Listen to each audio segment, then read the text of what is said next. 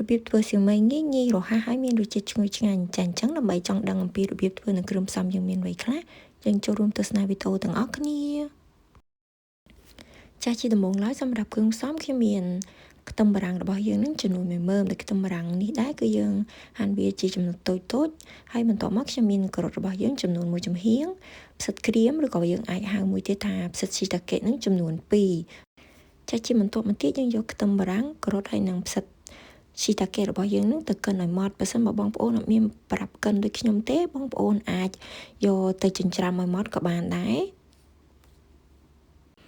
ចាឥឡូវយើងបានកិនខ្ទឹមបារាំងការ៉ុតហើយនិងផ្សិតស៊ីតាកេរបស់យើងមកល្អហើយជាបន្តមកទៀតយើងចាប់ផ្ដើមលាយគ្រឿងផ្សំដែលយើងចាក់បន្លែដែលយើងបានកិនអំបិញមិញហ្នឹងចូលទៅក្នុងចានគោមួយហើយបន្ទាប់មកសម្រាប់សាច់ជ្រូកវិញគឺខ្ញុំប្រើសាច់ជ្រូកចិញ្ច្រាំរបស់យើងមានលាយខ្លាញ់តិចៗហ្នឹងចំនួន3ខាំកន្លះហើយបន្ទាប់មកខ្ញុំបន្ថែមគ្រឿងផ្សំដូចជាស្ករអំពៅហ្នឹងចំនួន1ស្លាបព្រាកាហ្វេម្សៅស៊ុបចំនួន1ស្លាបព្រាបាយកន្លះប្រេងខ្យងចំនួន1ស្លាបព្រាបាយទឹកស៊ីអ៊ីវចំនួន2ស្លាបព្រាបាយបើសិនមកបងប្អូនអត់ប្រើទឹកស៊ីអ៊ីវទេបងប្អូនអាចប្រើទឹកត្រីរបស់យើងមួយចំនួនក៏បានដែរហើយបន្ទាប់មកខ្ញុំបន្ថែមប្រេងល្ងចំនួន1ស្លាបព្រាបាយដើម្បីធ្វើឲ្យសៀវម៉ាយរបស់យើងនឹងរឹតតែមានក្លិនឈ្ងុយជាបន្តមកទៀតខ្ញុំបន្ថែមខ្ទឹមចិញ្ច្រាំរបស់យើងចំនួន1ស្លាបព្រាកាហ្វេ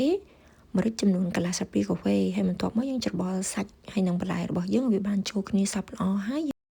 យើងទុកវាចោលរយៈពេល10នាទីសិនដើម្បីវាបានចូលជាតិល្អចាស់ជាបន្ទាប់មកទៀតខ្ញុំមានស្លឹកខ្ទឹមរបស់យើងចំនួន3ដើមហើយយើងហាន់វាឲ្យតូចល្អិតបែបនេះមក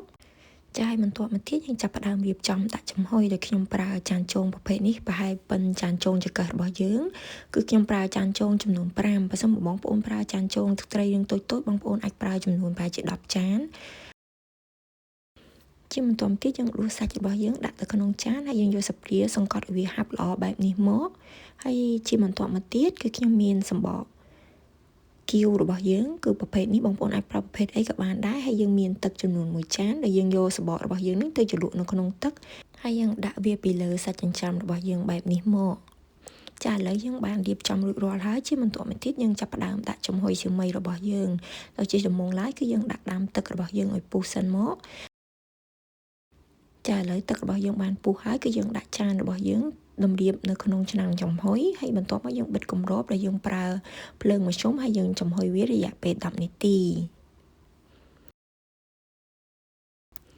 ចាំបន្ទាប់ពីយើងចំហុយវារយៈពេល10នាទីហើយសៀវម៉ាយរបស់យើងបានឆ្អិនល្អហើយអញ្ចឹងយើងស្រង់វាឡើងហើយនៅពេលមុនពេលញ៉ាំបងប្អូនគ្រាន់តែរោយស្លឹកខ្ទឹមបន្ថែមទឹកស៊ីអ៊ីវឬក៏ម្ទេសទៅតាមចំណង់ចំណូលចិត្តរបស់បងប្អូនជាការស្រេច